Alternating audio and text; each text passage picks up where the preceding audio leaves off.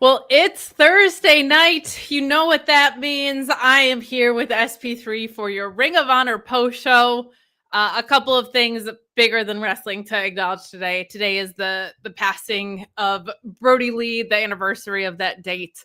And just wanted to take a moment because that is such a bigger loss than losing a wrestler, right? These are human beings behind everything. And I just think it's incredible the way that Amanda Huber has moved through things and the way that her sons are carrying on that love of wrestling. I think is such an incredible and beautiful thing and something he would be so proud of. And I'm sure the young men that they're going to grow into is something he'd be even more proud of than that. So just wanted to take a moment and acknowledge that. And also, unfortunately, yesterday, there was another loss in the wrestling world of Jack Stain, a standout in NWA. He had complications post-heart attack, unfortunate passing on Christmas Day, which is absolutely brutal. So to those affected, we just wanted to send our condolences here at Fightful.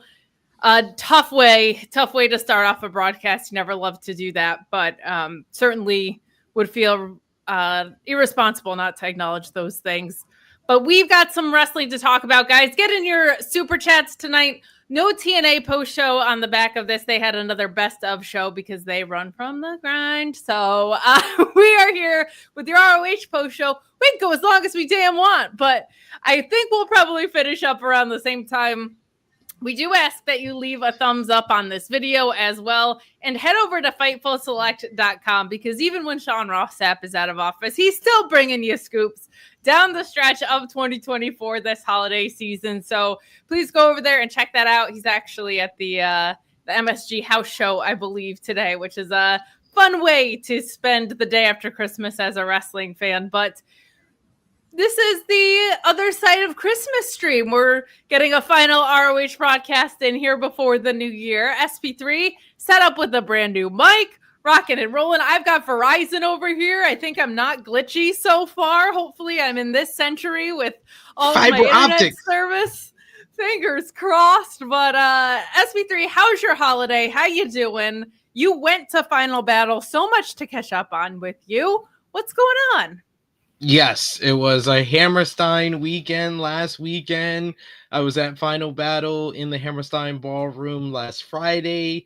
Saturday, I was here with all of y'all on the Collision post show and what I thought was one of the better Collision episodes of the year, and ratings kind of worked out for them with the college football that led in as well. And then Sunday, I was at the taping for AEW Dynamite. So I got to see AEW Dynamite twice this week, because I watched it last night as well. And now I'm back with Kate on a Thursday, my favorite part of Thursday. And she's got fiber optics. She got the Fios out here in these streets. God bless us, everyone. I've got working internet, I do. Holiday miracles are real. We, of course, do wish a happy holidays to everybody tuning in right now. Hanukkah starting the same day as Christmas. Lots to celebrate this time of year. So let's real quick before we jump into this, talk about Final Battle. Kind of mixed results on the post show. Over 4,500 of you joined me for that post show. I was broadcasting from my parents' basement. Thank you so much for the outstanding support on that. But kind of some mixed results, SP3. A lot of people did not like that Athena retained. A lot of people kind of underwhelmed rather by the Cardona Jericho match. So in what seemed like a more built top of the card, people were more disappointed with that I think the bottom of the card, which people were more pleasantly surprised by. A lot of love for that survival of the fittest match with the surprise title changing hands. The Nigel moment, obviously huge for not just for me as a fan, but everybody that got to see Nigel McGuinness come back in a pure rules match at Hammerstein. Just felt so right. What was it like being there live, and were the live takeaways about the same as kind of the reactions that we were getting on that post show? No, I would say the live takeaways was much more positive.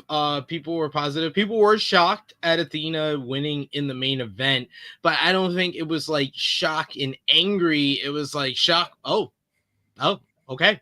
That just happened. More of like kind of like that, more than like shock. Oh my god, I can't believe they did this. What are they doing? Type of stuff. So I think it was much more positive in the building and being there live than it was kind of for the people watching at home. Even for something that I admit was probably the worst match on the card, Jericho and Cardona. I had a whole bunch of fun singing "New York, New York" by Frank Sinatra. So that's what I'm gonna take away from that matchup. And Sure. I feel like yeah, a lot of the undercard over delivered, especially like a match like Jay Lethal versus QT Marshall. That was way more fun than anyone probably signed up for. The Righteous and Sons of Texas was good. The opener was a lot more fun than I thought it would be, and we got the big return of Danhausen. I think that the show will probably be remembered most for Nigel McGuinness returning and the great match that he had with Lee Moriarty, and then Komander and Blake Christian. I thought that those two guys kind of like elevated themselves with their performance in Survival of the Fittest. Survival of the Fittest, I felt like going into it, especially people in like my section, was just like, oh man, we got 3 more matches to go. Oh, I totally forgot about Survival of the Fittest. It was like the one match that people didn't remember was going on. And then when people were coming out, it's like, oh man, we're going to be here for like another hour. And then when you got into the match, like midway through, it was just like, oh, okay, they got us. We were here for it. Once you get the elimination of Brian Cage, it was a lot more investment in the matchup because you knew there was going to be a new champion. And that Hammerstein crowd hated Blake Christian. They rallied behind Komander, so it was a great atmosphere for that matchup. So I'll remember those great matchups, but yeah, I mean, I feel like Athena and Billie Starkz was not as good as last year's Athena and Billie Starkz, and also the ending, it just kind of ended. Very abruptly. It was very abrupt on something that you would think would be like a near fall, and you would get the big pop in Hammerstein, and it was over. It was over. I think that was probably why there was so much kind of shock and silence. The result is because you did not think that was going to be the result after, especially if you watched the match last year, you had no clue that was going to be the result. So it was a choice. It was a decision. I appreciate that I do this show with Kate, because Kate was like a good mother who tries to prepare you for losing in the championship game. Like, I don't know. They got that kid on the other team. They're really good at that game. You know, they got a bigger game. You know, the next game, so he's gonna want to impress in this one. She kept warning me. She was like, they got the TV thing coming up, so they might not do it here. You know, I thought they still were going to, and it was actually, I loved the go home match, that tag where she was beating the crap out of Billie and her opponents, like as a use of tandem offense. And it was you who said, you know, the way she was beating the crap out of 3 people like that, including her tag partner, made me think maybe she isn't going over. So some tandem, like comfort food exchange between us, I think, about what was possibly going to happen going into that match. But just Ricardo saying, Merry Christmas, KSP3 and chat I haven't talked to. Well, Merry Christmas and happy holidays to you. Let's dig into Final Battle a little bit more since we do have some time on the other side. I agree with you. The overwhelming reaction on the post show was, what the hell are we doing with Athena? Because I think a lot of people feel like, and how I felt after a well executed, but I think creatively poor decision of what they're doing with M.I.T. Like, what are we going to do? Realign Billie under the M.I.T brand again? We just did that last year immediately after Final Battle. Or is it just going to be like, well, we don't have anything to do with Deonna Purrazzo. Let's send her down and we'll have her beat Athena. Like, I think that was the fear, is that people were like, if not Billie now, when, who kind of thing. But certainly seems like we might be headed back toward a third time's the charm story for Billie Starkz. But Shane Monster saying, TMDK SP3 friends. Talked myself down from Final Battle angle. Still unsubscribing for now. Need to see post Jericho, ROH, and Billie done right. So a couple more things to dig into with Final Battle. I don't know if it was immediately evident in the crowd. I think it was to a lot of people just based on what I was kind of seeing from people that were there. But Bandito comes out as a surprise. Not a total surprise if you're subscribed to FightfulSelect.com. Best $5 in the biz. But Unfortunately, just immediately concusses himself on a drop kick. That was later confirmed, I think, by Wrestling Observer and suspected by many because he just was not getting up to his feet. So I thought we were going to get into this really interesting program between Bandito, who's been going after some outlaws, wink, wink, and headed toward Jericho. Him dethroning Jericho is something that I would love. Like, that feels like a perfect champion to have on ROH. Plenty of ROH history with him. Plenty of just great matches sitting there for him, fresh matches because he hasn't been around too much. So I was really, really excited about that. And now we might have to pivot, which is a bummer. The Jericho New York Minute stuff was sustaining itself through this. So we'll have to see. But could you kind of tell immediately what had happened when you were there live? And were you excited about that possibility, only for it to probably be ripped out of our hands a little bit, depending on how severe this concussion is? Yeah, I popped for Bandito's return. I was like, oh, that's cool. He came out, he comes in, does the springboard drop kick, and I immediately, when he didn't get up immediately after the springboard drop kick, I was like, oh, he's hurt. I literally was telling people in my section, I was like, oh, he's hurt. Oh, he's not right. And then the way he was moving, and then I saw everybody kind of running towards him, and he wasn't running at everybody. He was kind of standing in place.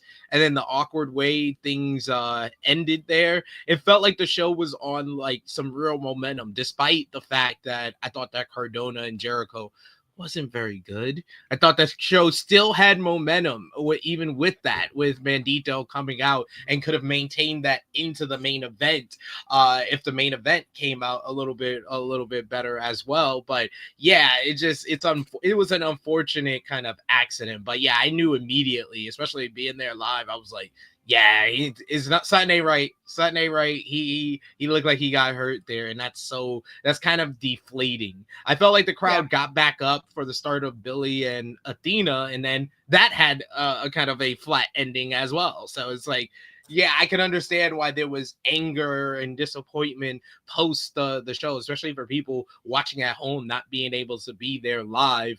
I can understand if you're like, oh no, Final Battle, I was pissed off with. I don't blame you.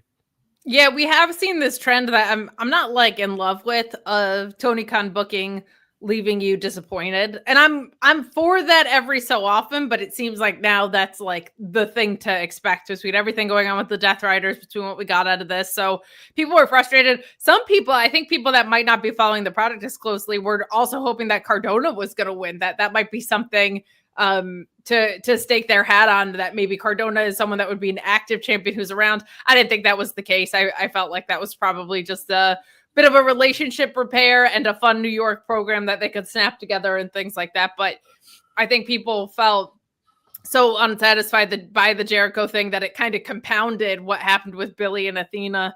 A lot more of you watching now than the beginning of the show. We'd love to see you guys filtering in. It happens more on this show than any other. We get to get like a little late ratings bump over here. So over 2,200 of you watching now. So for those of you who were here at the beginning of the show, sorry for the redundancy, but we are going to remind you to subscribe to FightfulSelect.com. Plenty of scoops going up there over the holidays.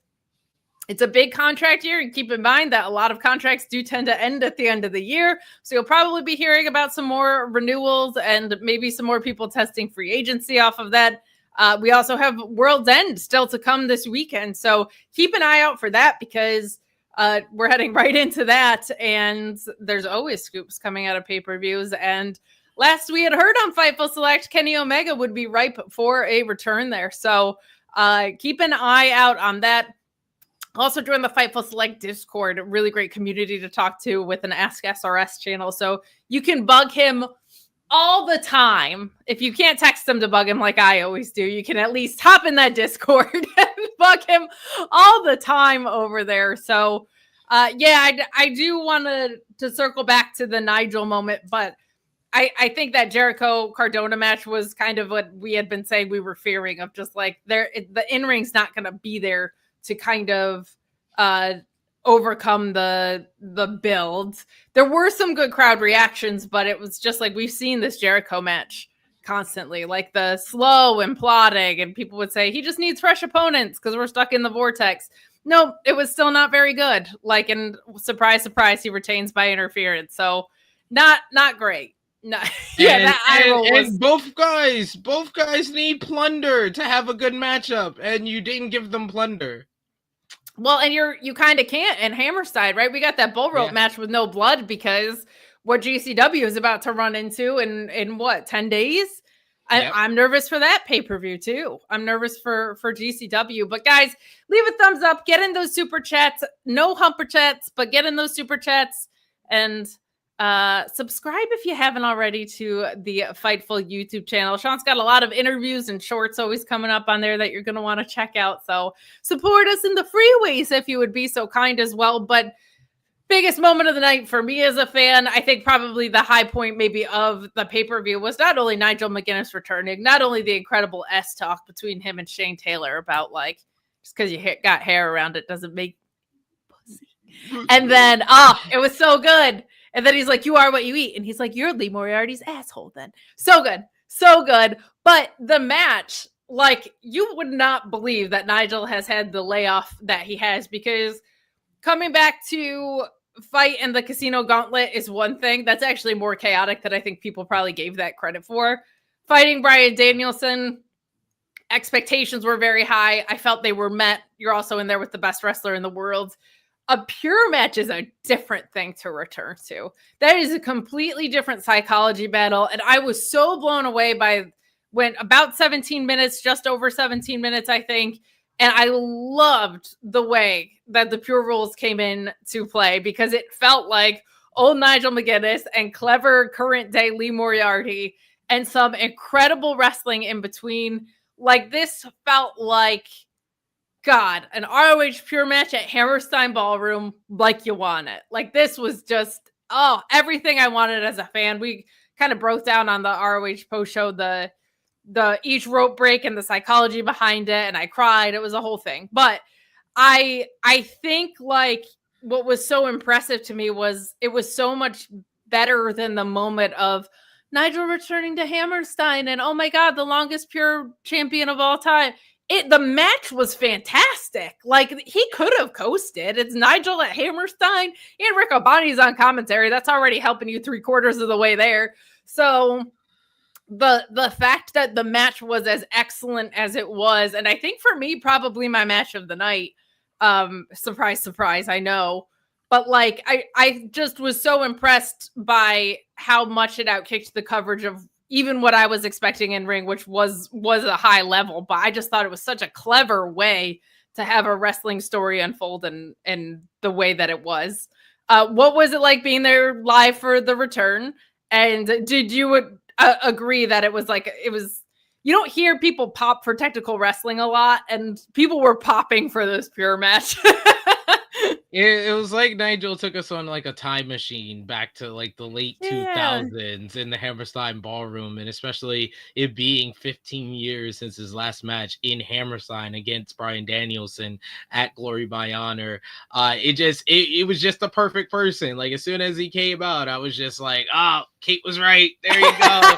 There you go. Let's do it. And then the match got going, and like you said, they just told a superb story, and every rope break mattering, and the open fist, Nigel doing like the Eddie Guerrero stuff, like with the dropping down, so Lee gets the warning on the closed fists and stuff like that. Like, Nigel is just so smart on how he worked, and I 100% agree with the point that you made of this type of match is so different from the two other matches that Nigel has wrestled so far, where, you know, Casino Gauntlet, there's a reason why for years, the past 2 decades in WWE, when someone gets injured, they return in the Royal Rumble, because they can take a couple of spots, do a couple of spots, lay down for a bit, get up, get eliminated. That's it. That's the end of your day. It's pretty much like, if you're a wrestler, I can understand that that's a little bit easier than going through a one-on-one matchup. And then him and Bryan Danielson, that's like a greatest hits type of thing. Yes. You had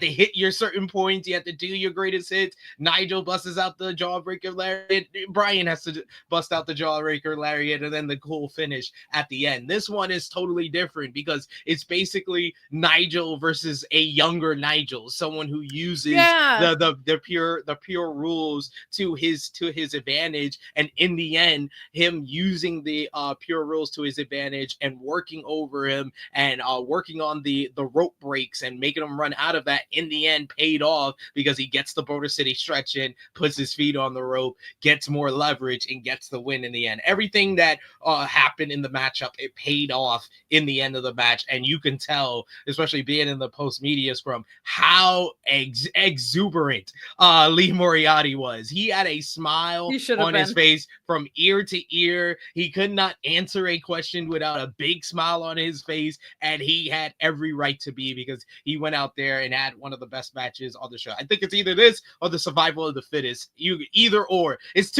And that's the great thing about these ROH pay-per-views, is that they give you kind of a smorgasbord, because the people that are going to love Nigel McGuinness versus Lee Moriarty, they're going to hate the survival of the fittest. But the people that love survival of the fittest probably are bored by Lee Moriarty and Nigel McGuinness. So that's a great thing about the Ring of Honor pay-per-views and AEW pay-per-views. I loved them both. I loved it all. Me too. We're just built different. But there were a couple of things that really stood out in that match too. The moment where Lee used his final rope break, when he put his foot on the rope, like just barely. Psychologically at home, you were like, oh my God, does he have a rope break left? Because his first two came so early in the match that you were like, oh my God, did Nigel just win? Does Lee even have a rope break? He does have a rope break. Oh my God. Like, the amount of emotion you felt in just one very, very small thing was so brilliant. And the other thing is, with the Border City stretch and Omoplatas in that match, I loved Lee using the London Dungeon a couple times in there too. It was just fantastic. But Nigel, I mean, if you're doing a lariat and you're not Nigel McGuinness, you are in some sense kidding. Like at this point, like his lariat now is still just like there to wreck you. But the transitions in and out of the Omoplata and the Border City stretch, I thought were some of the best wrestling that I saw all year. And there's something about, I think, the way that Nigel knows how to take both of those submissions, and because he's so good at putting them on. Like he knows both sides of that coin of how to make that look the most effective as you can. Because if you see someone not selling an Omoplata, and if you see someone not really selling the Border City stretch well, for me, it takes me out. Like, I'm so uninterested if you're not going to sell those, because when sold correctly, it looks so painful and so punishing. So that was a whole bunch of fun for me. But let's get into tonight's episode of Ring of Honor. Almost 3,000 of you watching across platforms. Thank you so much for joining us during your holiday week. We wish you the best in 2025. This will be January 2nd next week, because we're a week after Christmas here. So there you go. But we start off with Blake Christian and AR Fox. And this, of course, came out of that survival of the fittest match that we were just talking about. I think a lot of people were pleasantly surprised by Blake Christian's ability to get heat in that match. Like, he's worked heel and he's gotten heat before, but he was getting like heat, like the good shit. Like he was getting the real stuff in that match. And because it came down to him and Komander, who's a growing fan favorite and has been throughout the C2, there was just something really special about the work being done with those two, not only stylistically, but like all the underhanded and cagey and conniving stuff that Blake Christian was doing that we're familiar with, but he hasn't been profiled on ROH TV all that much. So getting to see that like come to life and the crowd really just sinking their teeth into it was so much fun. Dastardly heel here once again, winning with the curb stop on AR Fox. But AR Fox, well, he was in that survival of the fittest match too, a standout for sure. Like, he was one of the earlier eliminations, but just reminded us all what he's capable of. Would love to see these two on ROH more. This might be a symptom of the tapings that they got used again here, but I love watching them wrestle each other, and in general, I would like to see them on my screen more often. But what did you think of this match, and any other sentiments that you wanted to echo from the pay-per-view there as well? It sounded like it was very loud in there for Blake Christian's performance. Oh yeah, the crowd hated Blake Christian, which made me love him because if you don't know, I love heels and Blake True Christian. heels. Yes, true heels. Blake Christian, I discovered he is a great heel from his work in GCW, and he did great stuff over there. He tried to kind of do the same act, but kind of go into like House of Torture ways of getting heat from the New Japan fans in the Best of Super Juniors earlier this year, which didn't work out well. Didn't work for everybody. That Nothing good has ever come out of House of Torture.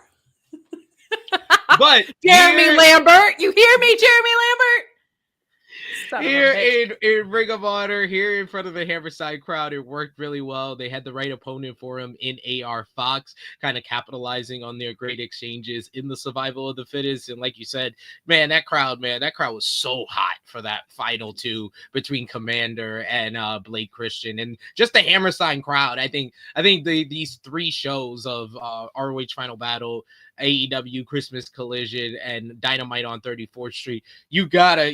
I think that we all as fans need to be like, AEW, you need to go to Hammerstein twice a year. Twice a year. There's no question. Always Christmas year, but do one in like the spring, like a May, June type of thing. You need to come twice a year because it just feels like it feels like something you want to be at. I watched the first two matches of Dynamite on 34th Street. I was at my mom's place and I watched it with my nephew, and my nephew told me, he was like, I haven't watched wrestling in the longest time, and I watched it with him, and he just saw the crowd and he was like, oh, you went to this? He was like, I would have wanted to go to this. He was like, it seemed like a lot of fun. And he instantly was like, oh, I really like Will Ospreay. I really like Darby Allin. And I would love to be in the crowd for Ricochet and throw toilet paper. That was it. That was his main takeaways from watching like the first 30, 40 minutes of Dynamite. So yeah, Hammerstein Ballroom is a place that AEW needs to visit probably more often after these three shows. And they were good here for the show. And overall, like on this episode of Ring of Honor, I would say like a lot of the show, I was like looking at the matches and I was watching the matches and I would just had this overwhelming feeling of these are the people that should be on an episode of Ring of Honor.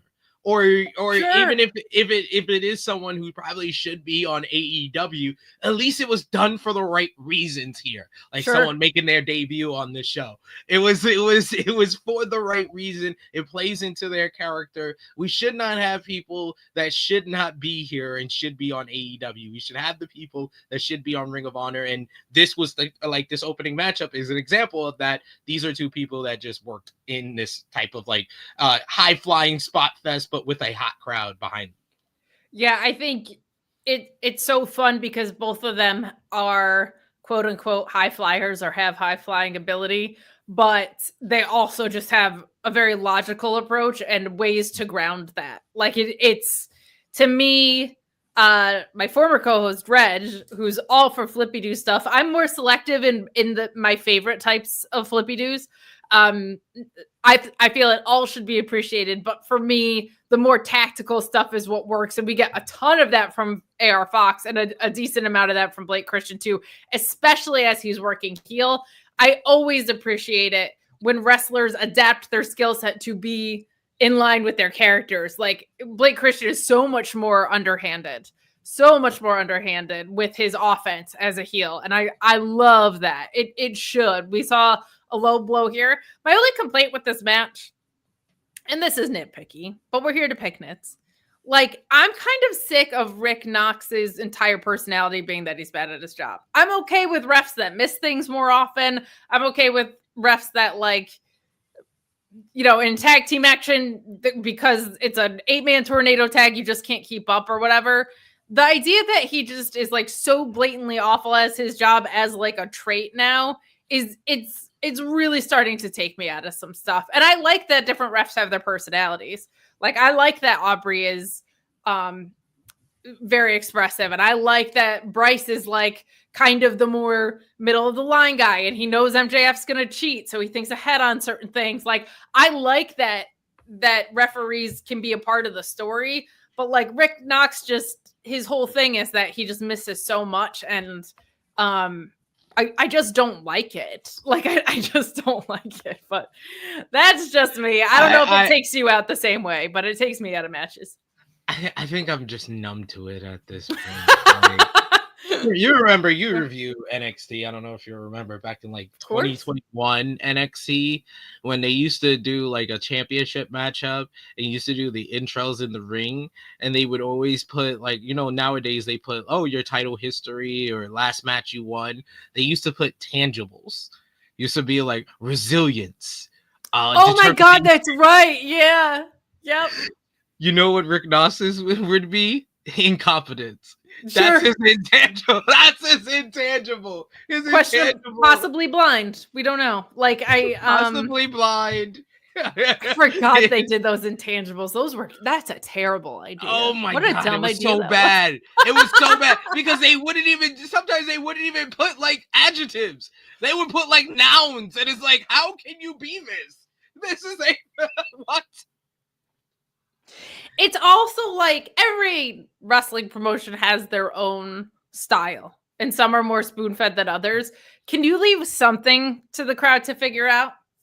Like, if his thing is resilience, can you let me learn that about that man or woman? Like, let me learn things so you don't tell me adjectives about stuff. That was the era of WWE just smacking you in the face with everything they wanted you to know. They would smack you over the face with it. That was not like the best time for SmackDown. And I had not been on Fightful very long, and I forget, it was just a particularly dumb episode. And it was when I was Sean's co-host on SmackDown before I took it over, and we went to start the stream, and I just went, God, grant me the serenity. And I think it cracked them right before we went live, too. I think we got on air laughing at that. But we've got some super chat love coming in from you guys. Meet Normus with a very generous super chat. Happy holidays to you, Meet Normus thing.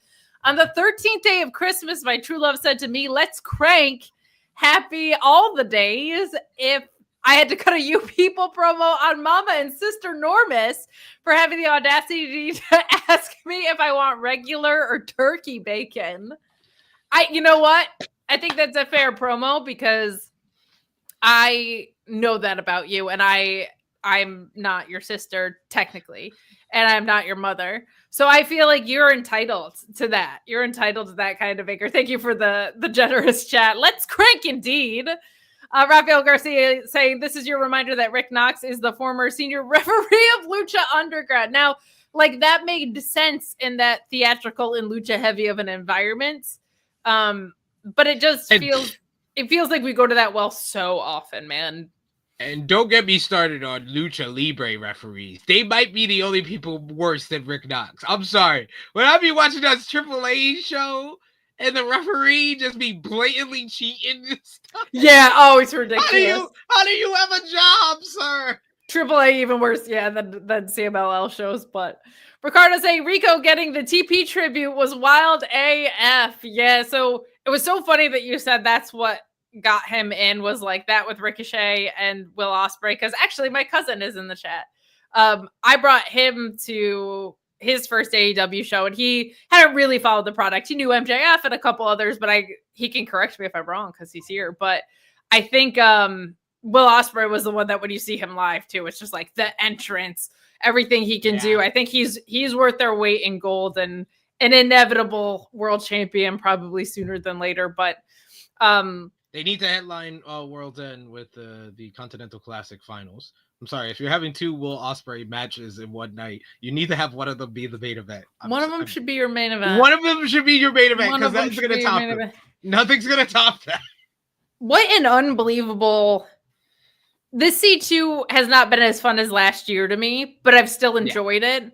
Will Ospreay is just genuinely one of the best tournament wrestlers ever of all time. Yes. Like between I mean, Okada is unreal too, and he's, I think, more versatile than people give him credit for. But some of why he was one of the best tournament wrestlers ever was just because he was booked so protected. Will Ospreay giving Darby the match that he gave him, which was probably my favorite Darby Allin match since, at least singles match since Full Gear against MJF in 2021, 2? 2021. Oh my God. The time. I was The there. I was there live time. for that one. I'm sorry, I had to say it. Of But course you were. Was that a Hammerstein too? no, it was in Minnesota. I No, saw I Rob know. Yeah, Wilkins why for the were first you in time live. Minnesota? Hey, I really wanted to go to that show. I missed out on I don't- All Out that year, so I was like, oh, I gotta go to Full Gear. But That was one nah, of my yeah. favorite pay-per-views they ever did. That pay-per-view was incredible. I think because it was the first edition of it, and I felt like for the most part a lot of matches were either good to great, more often than not, more often than this year at the very least. Sure. With the first Continental Classic, I think that's why there would be most people who will prefer that one over this one.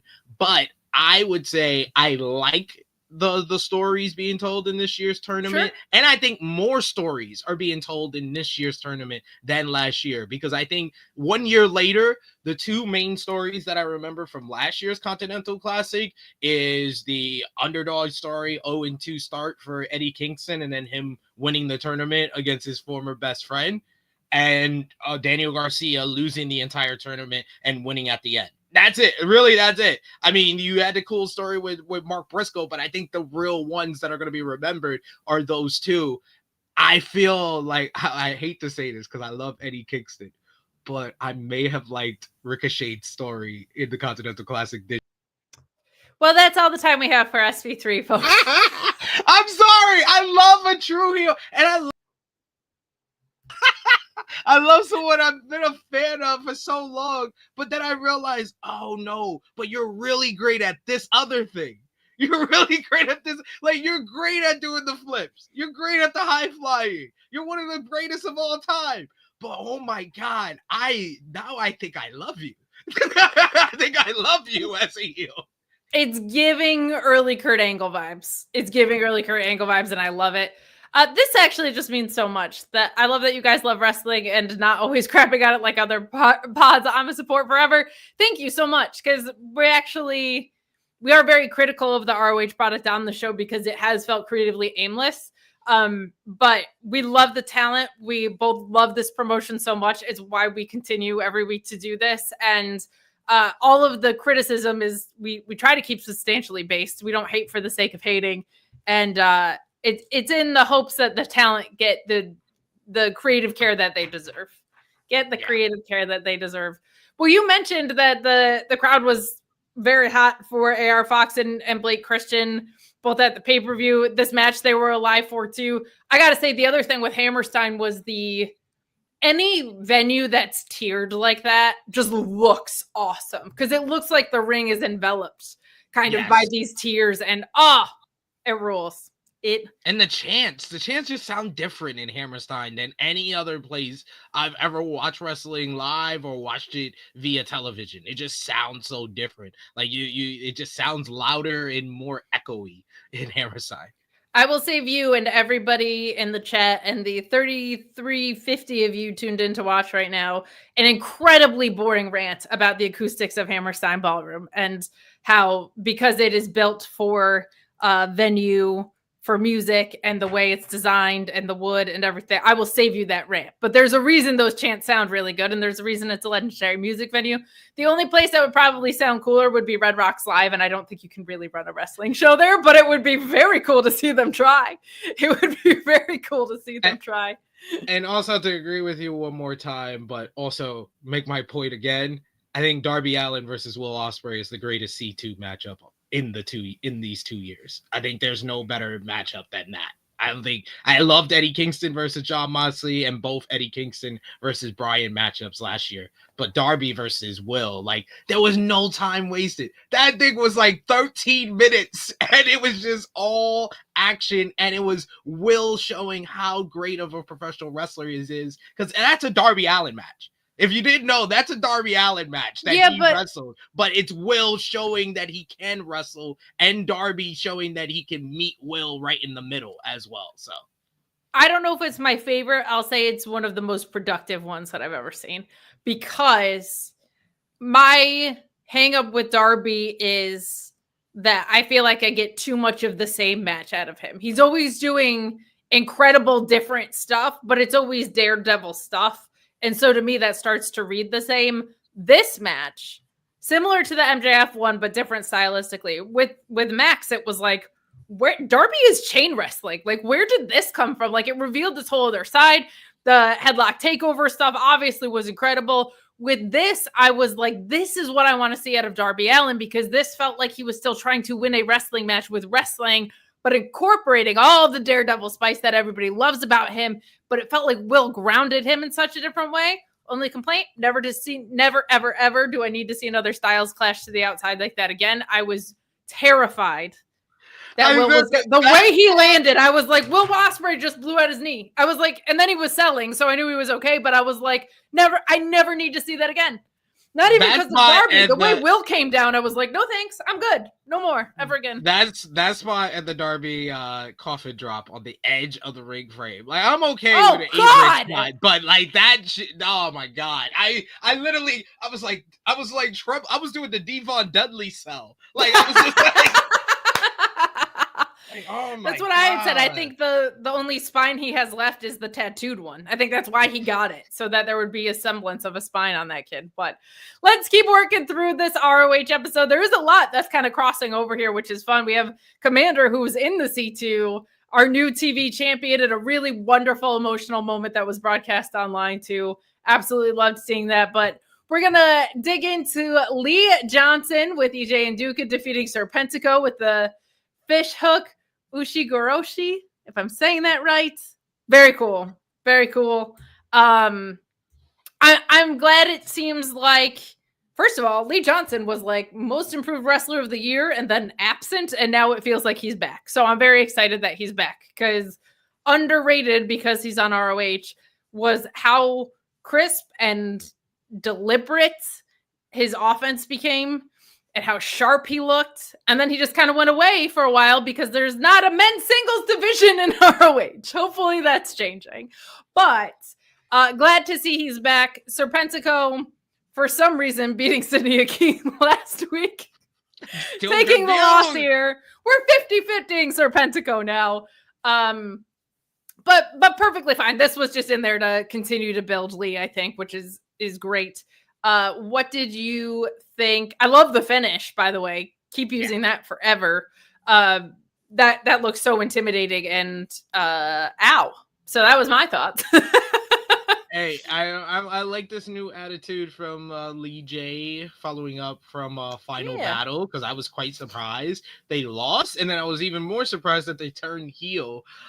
So I'm looking forward to seeing how this progresses. I don't know how much it says for Lee Johnson that he needed help from EJ to beat Serpentico, but Serpentico is riding high on his record 1-match winning streak. So it's true. It's true. He's on a heater, that Serpentico.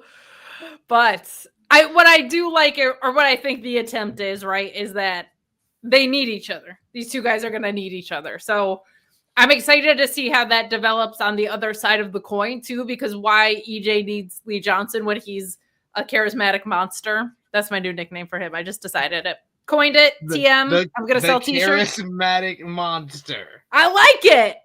I'm selling t-shirts.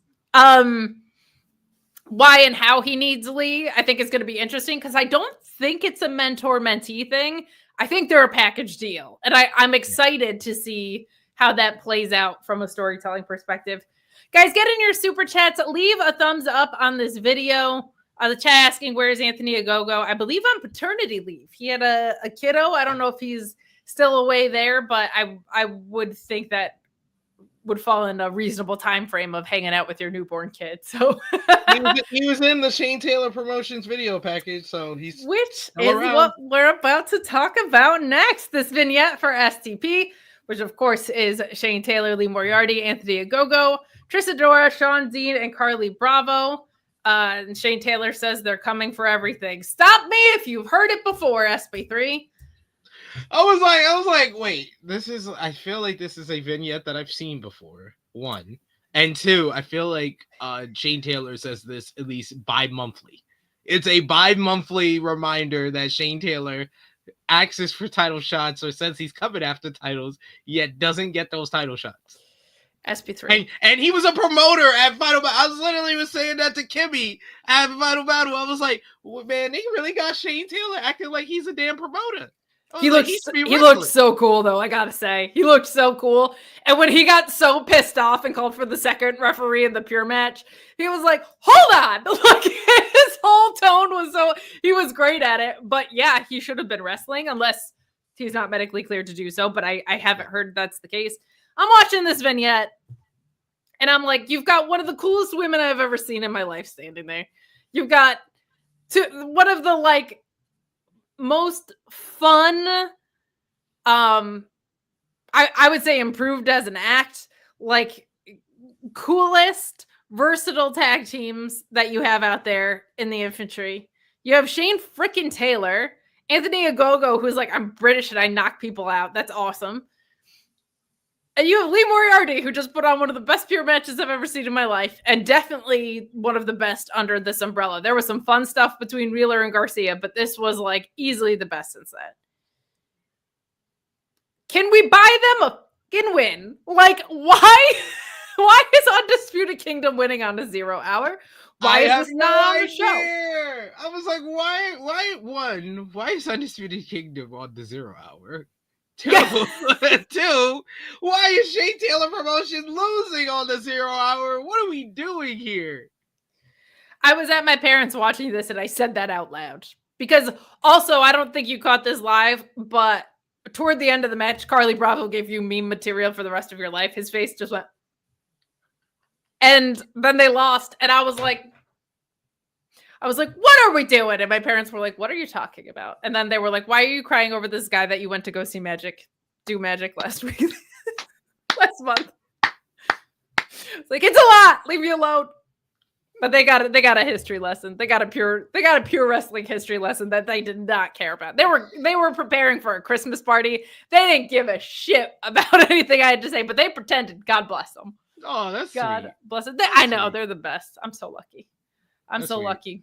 That's what my missus always says, because my mom messages me and just says like random stuff. Like last week, she was like, I'll actually read it. I'm actually going to read what my mom messaged me last week. Let's do it. Because it popped me. It popped me so much. And I really didn't have like a proper response. So I was just like, thank you, Mom.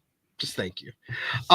She said, what did it say? Oh, Chris Jericho is on Channel 5 saying he will be at the Hammerstein Ballroom this weekend. He's from Queens. Smiley face emoji. And I said, oh, wow, LOL. She said, he's a wrestler for 30 years. That's half your age.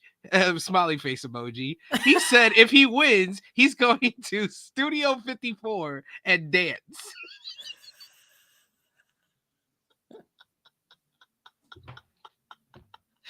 It popped me so much. I literally told my business, I was like, "You're gonna love this," because she loves it. She's like, "Oh my god, that's of course, that's the cutest thing ever." Well, and today he said Hammerstein Ballroom in the heart of Astoria, right? Or 34th yeah, Street. he said I'm in the heart of 34th Street in Astoria. I was like, he did it again. Never leave New York. Never leave New York. This is perfect. Stay. I love that your mom texted you. I love that she was like, first of all, wrestling things. I have to text my son. And then gave you a breakdown of his appearance on Channel 5. That rules. That absolutely rules. Oh my God.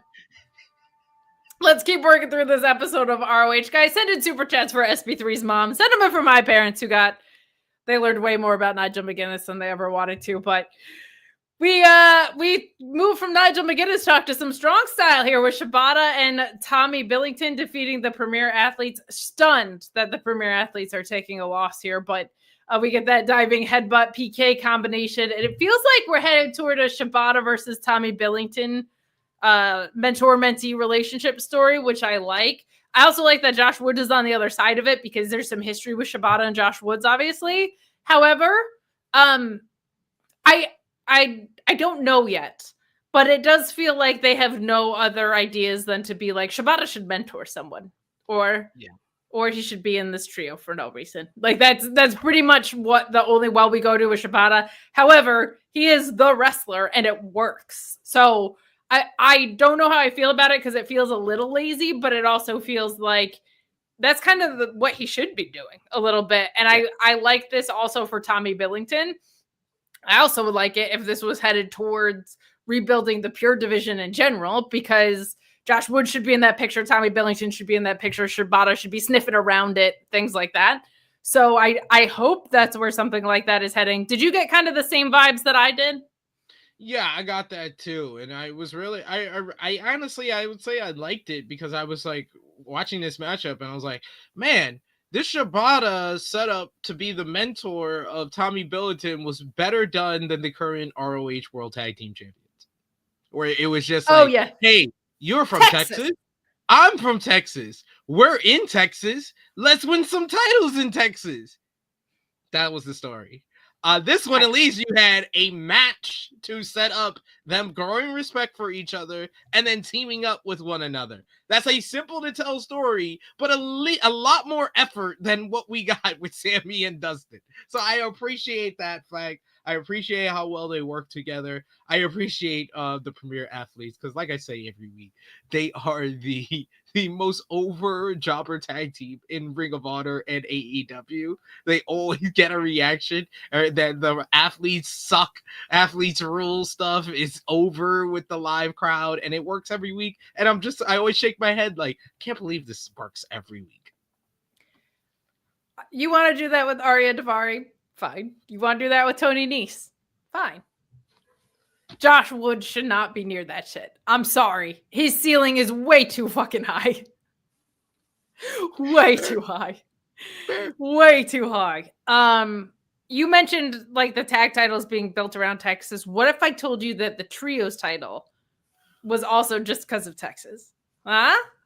Because if you actually remember, because when you said Shibata should mentor someone, I was like, you remember when Shibata was mentoring the Von Erichs, and the Von Erichs taught him the Iron Claw, and it led to Dustin Rhodes and the Von Erichs winning the Ring of Honor World 6-Man Tag Team titles?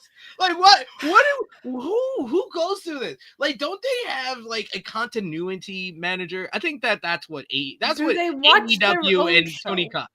That's what I said. You need a continuity manager. They need someone. I feel like continuity directors and managers are supposed to be looking for really nuanced and detailed things. Yeah. I'm just talking about someone that sits and watches ROH and says this makes literally no sense at all. That's all. Just someone who on a surface level is watching it, because some of the stuff we are not like in the weeds here picking out details. This is like, this guy was mentoring these people and it led to someone else coming in and winning the trios titles with them because Texas. That's not like, oh, remember this thread from 2012 that we're weaving back in? Or like, hey, remember he can't do this because he was behaving this way. No, we're just talking about like watches the show ever level stuff. Ridiculous. Hey, but I'll tell you what, I am very impressed by the work of this young rookie up-and-comer Toni Storm. New signee, incredible stuff, defeating Rebecca Scott here in her ROH debut with the Storm Zero, I think it's called, which is a really interesting finisher. Kind of reminds me of Mariah Mays a little bit. I don't know her that well, but I was impressed. I was impressed by what we got out of this Toni Storm. I don't know. Like, I think I have to talk to you because you've been doing an excellent job, Kate, promoting the Fightful Awards. And you've been doing a great job. It's coming up soon. Voting has been underway for a lot, but I saw that 2 weeks ago, Sean stopped the voting for Women's Match of the Year because Mercedes Moné and Hazuki happened at NJPW Strong Style Evolved. I don't know about y'all. Maybe the people watching, we got over 3,600 watching. We need to start a petition, and we need to start over the Rookie of the Year vote. I agree. And we need to get the late edition of Toni Storm. I think that if we let this year go out without Toni Storm being on the ballot for Rookie of the Year, because I've never seen a rookie who just feels like they've been wrestling for like a decade, who feels like a 3-time AEW Women's World Champion, who feels like she was the ace of Progress Wrestling, who feels like she got a pie put in her face by Charlotte Flair. Like, I've never seen this. I've never seen this, like, immediately just feel like a veteran and the ace of a whole entire promotion. I've never seen a rookie this good. This Toni Storm, she's got a lot of upside. So we don't do like the gossip thing here. That's just not what we do at Fightful. And I don't like to give men credit for women's accomplishments, but I'm wondering, there's rumors that she's like together with Juice Robinson. I don't know if you've heard this, but like, I'm wondering if like maybe he's kind of like helped her along a little bit. Like, I don't know if they trained it. Obviously, how would I know that? She just got on the radar. But if that's true, like, I wonder if that's come into play, because Juice is great. But you know what it is? Juice is a little nuts. But Toni Storm just seems like a young, eager up-and-comer. I don't think she's got anything going on like mental health-wise at all. She seems like just on the straight and narrow. So I think that everybody should just jump on board this bandwagon, because I think she's got a bright future ahead of her. I think she does too, and you should all be tweeting at Sean while he is at the MSG house show and finally on a well-deserved vacation that he needs to amend the Fightful Awards to include Toni Storm. It's what his attention should be focused on right now. So she's just been too impressive. On a sincere note, the level of difficulty of this character is very, very high. And she is hitting every single beat of it. And I'm just so intrigued to see, is she playing herself? Is she split personalities? Is she playing Mariah so that it's her path back to the championship? Like, this could go so many other ways. But the behind the scenes stuff that they did with her, with RJ, and the stuff that they were doing with her entering the Stein, as she calls it, unreal. Like, just that stuff that just actors would have trouble with, I feel like. And she is absolutely killing it. So very fun for her to make her ROH debut. Absolutely loved this. So much fun. Next, for some reason, we get the longest match of the night, I think, which was the throwback match to 2005 of Colt Cabana defeating Nigel McGuinness. Were you there for that, SP3? Why don't you tell me about how you were there for that? Like, you're there for every match. I was not there for this. It's my favorite throwback match they've ever done, then. Simply because I don't have to be jealous about it. This was unnecessary to put in this episode. I would say so. This was rather didn't really need this on the show. Would have preferred something like they should have, like, if I'm editing this show, I would have put a homicide match. I would have done the homicide match, play the homicide match, and then right into a throwback match with homicide. Amazing Red. Like anybody from New York. A match at Hammerstein even, because this was not at Hammerstein.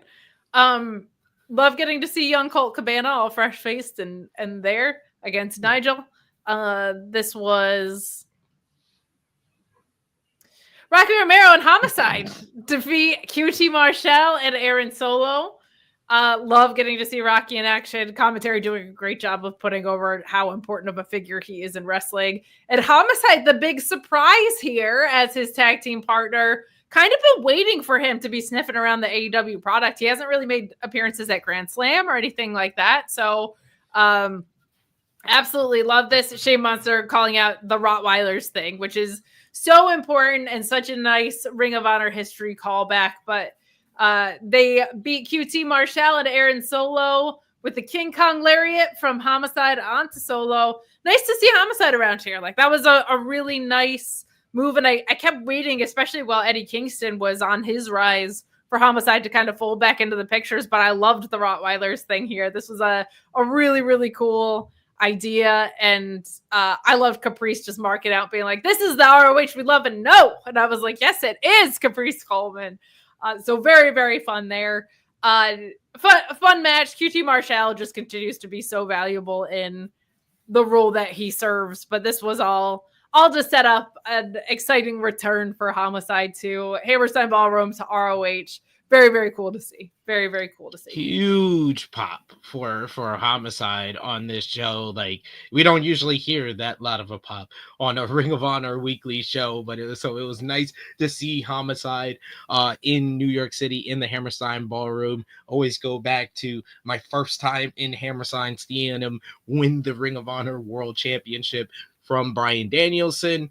It was nice to see the Rockwallers reuniting here. Rocky Romero, one of like the MVPs. First time to win the Hammerstein Ballroom. I'm SB3. I saw all the cool matches, and Kate saw none of them live. That was my impression of SP3, guys. Send in super chats if you want more. I'll go all day. I'll go all day dogging on SP3 for getting to be at cool shows that I wasn't at. Very well done. Very well done. But yes, Homicide getting a win here. It's a lot of fun. And I think that this won't be the last time we see Homicide on Ring of Honor television. Spoiler alert. I was going to say, could that be because you were also at other tapings and you might know that to be the case?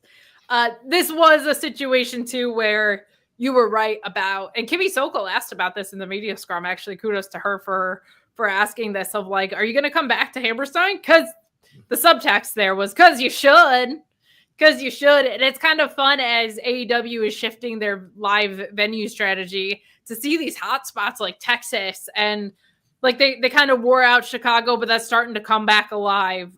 New York, certainly.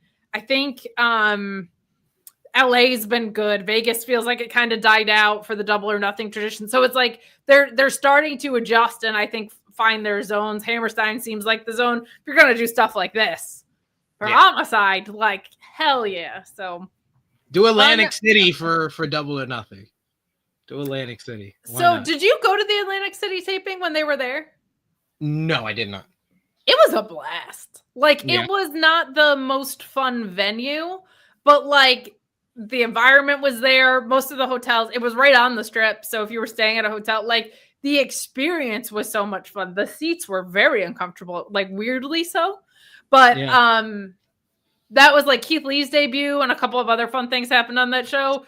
That was, I don't think it sold great. I don't think it sold poorly, but I don't think it sold great. But I wish they would go back there because that was a fun one. That was a fun one. Maybe it's GCW territory. I don't know, but they can't go out there, man. You can't go into the Bloods and Crips. Not in those territories. Are you kidding me? Can't do SP3, it's time for the best moment of the night where we get to touch Tim's. Thank you so much. Mid-sword, Atlantis Jr., that Nepo baby, Atlantis Jr. The Nepo baby with his father, Atlantis Sr., and his mother, Atlantis Morissette. I cackled. Oh my God, Kate, I cackled. I was in stitches of just like the satirical aspect of calling luchadors Nepo babies is something that is so funny. And I can't believe nobody's really done before, but like as these characters is perfect. Like so funny that the idea of lucha wrestling would be like a Nepo thing is so funny. The Atlantis Morissette reference was so great. That match was like, felt like it kind of started slow, but at Final Battle, like when Mason started to get a little more involved and like toward the middle to the end, it picked up. Obviously it was there to set up a big Danhausen return, but like, it kind of felt like the chemistry was off, and then midway through and later, like really picked up. I can't get enough of these guys, man. Like I'm so happy for them and so impressed by the way that they've been able to acclimate this male modeling character to make it something that works in the ring and to weave in all the double entendres and pop culture references so that it feels fresh every week and not like I think it keeps it being from overwhelmingly gimmicky. And because Mansoor is so smooth in the ring and Mason is so strong and great, like it's so hard sometimes with comedic wrestling to make people laugh along with you instead of at you. And they just do so every time. But this promo is just fantastic. They're talking about the match at Final Battle, and they rant about Danhausen interfering, and Mansoor kind of wages war on all masked wrestlers, which I thought was such a fun thing to throw in there too, because Danhausen wore a Danhausen match to reveal that he was in fact Danhausen. He took off his mask and he had on another mask, and Mansoor's like, I don't think that was a mask. No, it wasn't. That can't be anyone's face. No one's that ugly. No, these male models. They're great. They get the win over Dustin Waller and Kylan King with that centerfold. That's such a fun finisher, man. Like when they started doing it and they were like, yeah, no one knew we had a cool finisher because we were never allowed to win in WWE or even attempt it. Like the matches couldn't get that far that they would attempt a pinfall there.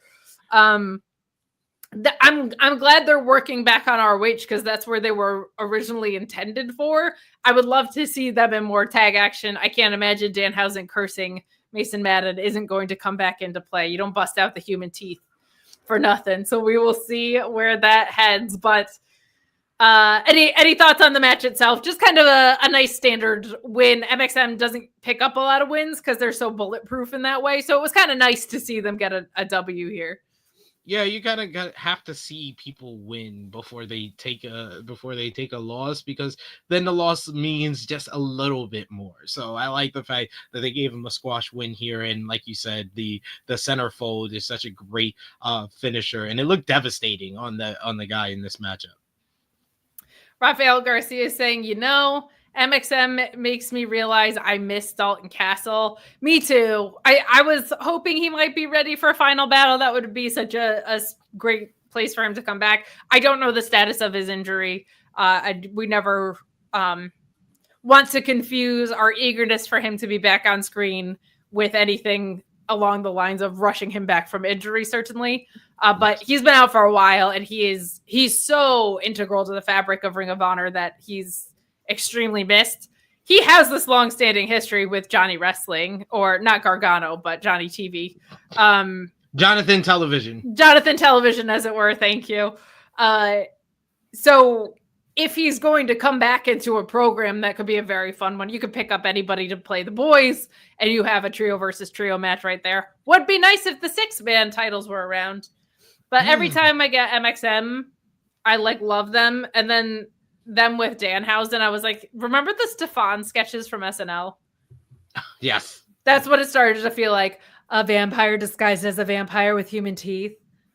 Like, that's how it started to feel, like models that wrestle. I was like, this feels, and it was in New York, so perfectly appropriate. Yeah. All makes sense. Speaking of New York, the Learning Tree cuts their promo in the streets of Astoria, where Jericho accepts Anthony Bowen's challenge for a match on the 27th edition of Rampage, which I believe is the final Rampage, I want to say.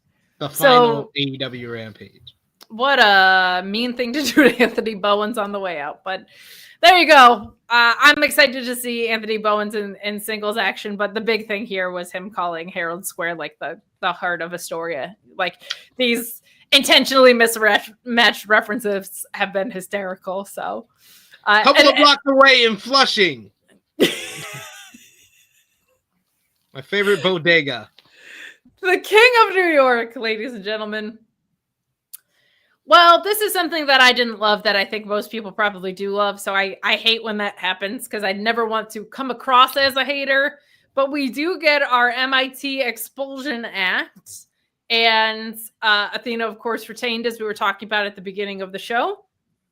And there is a minion expulsion meeting here. No longer emergency, but expulsion. And Athena kind of swerves us here. She sets up everything to make Billie Starkz kind of feel guilty with her shortcomings under her wing, and says that she has sucked so bad it's continued to be a problem for M.I.T, but losses are one thing. She's been complaining and bitching and moaning the entire time. But then she swerves and says that Lexi Nair, despite being the valedictorian and kind of gassing her up, says Starkz is the one that's going to stay and Nair is the one who's going to be expelled for bamboozling that mic spot in the championship match for saying that her entrance was bad, all of these kind of things that happened at Final Battle. Here's what I'm really excited about. I think this means that Billie Starkz is still going to become champion. It's just a matter of when. I hope that it's sooner than later, because I don't know if this is going to have the juice to sustain us for months and months and months on end. So I'm hoping it's like a first TV kind of thing, if they're ever going to announce TV or get TV. Because I don't think this sustains itself all the way through. Now, if ROH does anything that's a part of that Texas weekend, Billie beating Athena in Texas at All In weekend would be huge, or if that was on any of the cards that will be taped there. That is a long ways away, so they would have to do a lot of work. What I don't like about it is that it feels like a lazy cop-out from a creative standpoint. Everybody involved did a great job with their roles. Lexi looked shocked, as she should. Billie looked like she was feeling dejected, and then was shocked that she stayed in, but then was kind of like, do I even still want to be under her wing? Like, what are we doing? Like, very, very well done. And Athena's always great with this stuff. I also liked that she told Lexi, like, what happened to the penguin get up to my Two-Face? That was funny. So I like all of those things about it. It does feel like they just went to the well again of like, well, we'll just, Billie's aligned. Even though she lost, Athena's going to just keep her under her wing. Like, we just did that literally a year ago. This is the exact same thing. So this would be like if Cody lost to Roman twice or whatever. Like, it just kind of feels like, what are we doing? So I don't love the creative direction. I'm skeptical that it can sustain itself that long. Athena is unbelievable. So if anybody can pull it off, I think she's the woman who can. And Billie is only going to continue to grow and get better. But to your point, their second match wasn't as good as the first one. And I don't think they've become less capable wrestlers in the time. I think they had less of a story to tell because the build was thrown together in 2 weeks, yet simmering for 5 months, as we talked about extensively. And I think that handicapped them in what they were able to do in the ring. Like, the layers aren't there for you to dig into as much. So I'm a little nervous about that, but I'm hoping that this means we're still eventually leading to Billie Starkz as your new champion. Where do you sit on all of this business? I'm conflicted because I feel like this segment on the show was very well done, very well executed, but I'm just like, I have so many questions from before this show. Like, why would you book Billie versus Athena again if Billie's not gonna win? Like, I'm almost sure there is a reasonable AEW replacement that could have filled that spot for Billie and still been worth putting into the main event.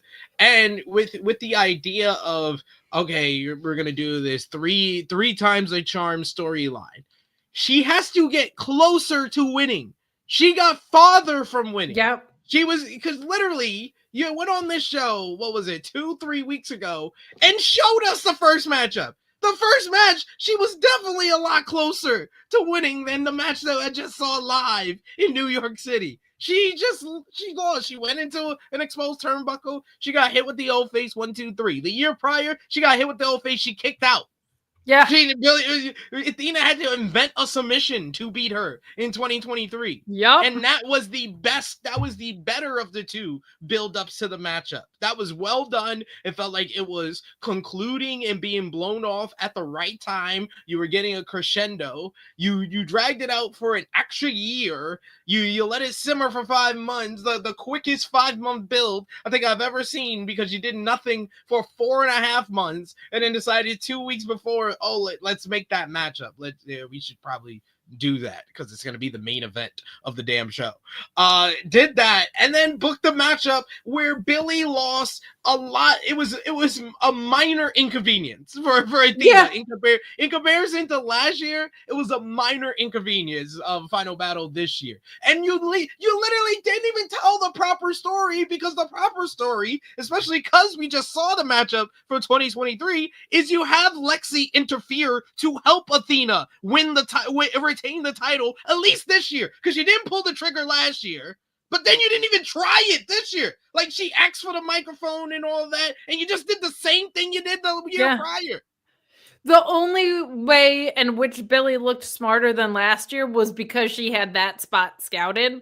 The rest of it, there were no layers that said, I'm smarter than I was last year, I'm faster than I was last year, I'm stronger than I was last year. Like, the two things that you're saying now that came up on the post show of Final Battle were, if you're going to have her lose, why are we doing this match in the first place? Which you just kind of said, like, just don't do it. And they handicapped themselves by showing that match, the first one, because the second one better evolve the story, and it just didn't. It just didn't. And that's unfortunate, because that's not a fault of the performers at all. There's just it just didn't it doesn't seem like Billie learned or grew outside of that one spot with Lexi. She had that scouted and nothing else.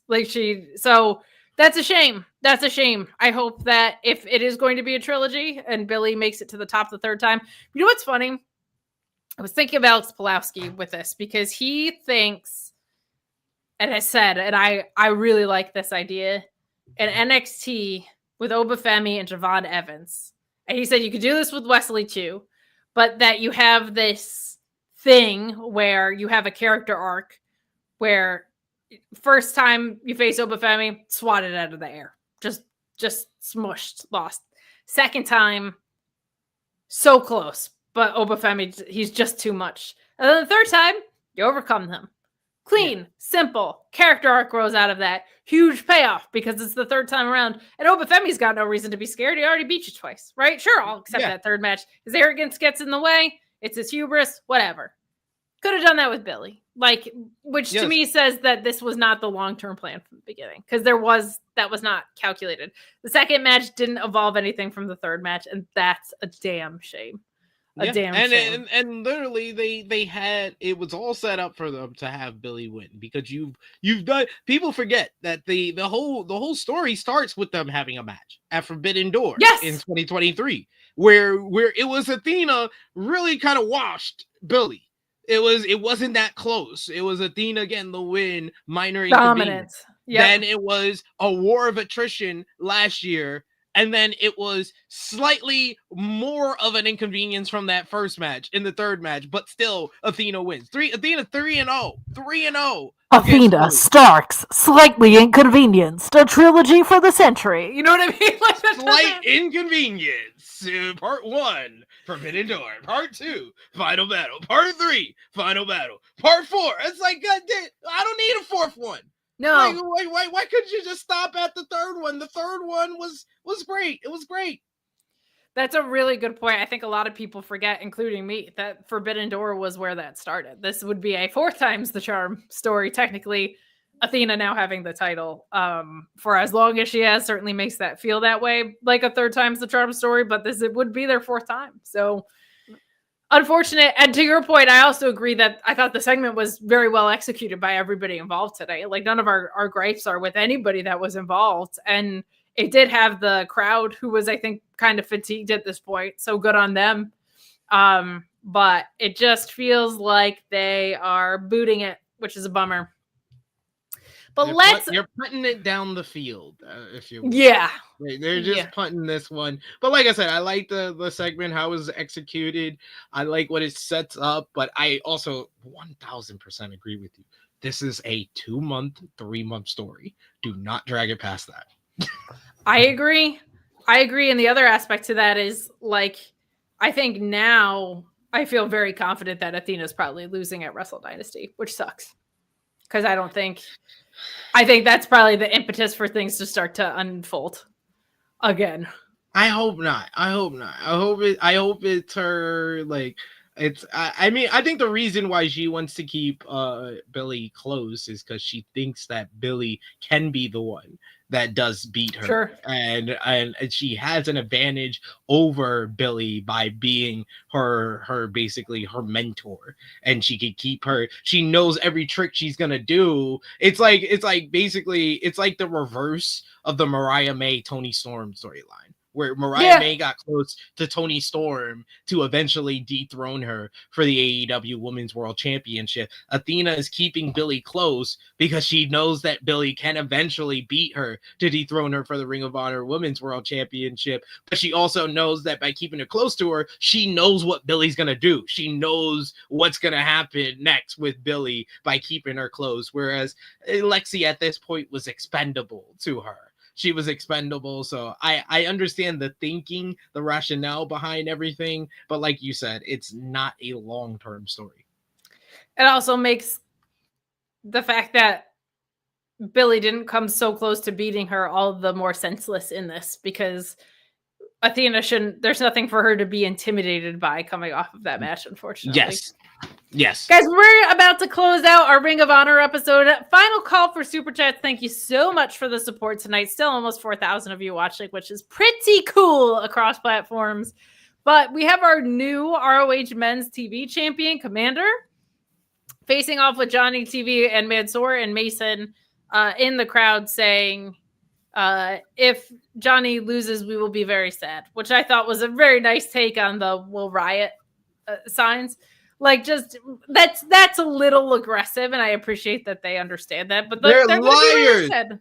They're liars in New York. You know how many "if Billie loses, we riot" signs I saw, and no one rioted. No one didn't even. Couldn't find a riot. Couldn't find a riot to save my life. Liars, all of you. Very disappointed. You're kicked out of ROH post-show university training because you didn't actually riot. SP3 would have rioted, but he had a scrum to go to. But if he wasn't at a scrum, he'd be rioting. I know that about you. Yeah, absolutely. I'm all for the riot. Well, let's go back to Lucha Underground here with Johnny TV and Komander. As I mentioned earlier, very nice and sincere moment with Komander. What I'm excited about here is there's like a million really great luchadors in AEW, it feels like, and none of them have really been on like a trajectory proper. Obviously, we know why with the Lucha Bros that's the case, but there's some really, really great lucha talent that's hanging around. Bandito was lining up for a title shot, Komander winning the TV title. It feels like we're starting to get on track with some of them because it's mostly been like, check out these really impressive matches, and then they don't have anything else to sink their teeth into. I think Komander has really acclimated beautifully to AEW television, especially in the past 4 to 6 months or so. It's felt like he has really found ways to, what's the Chris Hero thing that Mexican and lucha wrestling is pageantry and acrobatics, and American wrestling is moral struggle. He's found a nice marriage of those things where it feels like the storytelling in ring has come alive in a different way. So I've appreciated that growth, and you've seen it throughout the tournament a little bit, even though he's mostly been there to take losses. But you knew this was going to be fun because you knew Johnny TV was going to be a good dance partner for him. You knew MXM was going to be sniffing around this, but that sign had me howling of "we'll be really sad" with the sad face emoticon. Like, so good. So good. But this was a fun way to close out. And I'm always happy when there's champions around the product. I know it was a symptom of the tapings, but I am hopeful that perhaps we'll have a champion that's defending their title on TV a little bit more. SP3, what did you think? I think so. You could tell how like happy a Komander was to become the TV champion, and how much it felt like an honor to him. It felt like kind of like a trophy for all of his hard work. And a ring, if you will. And yeah, it felt like kind of like a reward for him stepping up when the company needed him in the Continental Classic. And then he got a further reward by getting a win in the Continental Classic. One more win than I thought he would get in this year's tournament. So I was happy to see it. Even though when I saw the lineup for Dynamite going to Dynamite on Sunday, I was like, I have a feeling. I told my friends that I went with, I was like, I have a feeling I think Komander's winning this, because I was like, Komander winning this the only way Will can make it to the playoffs. I was like, well, Komander's got to win. Yeah. Yeah. So yeah, I really enjoyed that one, the story of that matchup, and then the match here was a lot of fun. Just MXM, the different camera shots going to them kneeling down in their human elevator before making their way down to ringside was hilarious, and then being taken out with the big moonsault before Salindo Lindo. I've been learning the name. It's not rope walk shooting star press. He's got a name for it. So I'm glad to see this kind of turnaround for Komander being used more, and him kind of improving over the time he's been with AEW. He's come a long way from that initial matchup with Jay White all those months ago. Agreed entirely. Some good stuff there, and it also allows Brian Cage to probably head into the tag team picture a little bit cleaner with our friend the Murder Hawk over there. But just Ricardo saying TK ready for Rebecca Quinn to dethrone Athena. Let me tell you what's not happening.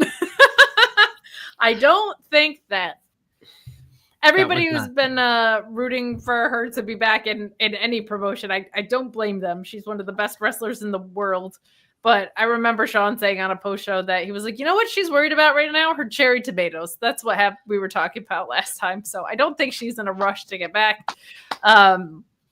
But I think it's Billie's to win. It's Billie's to win. It's just going to be a matter of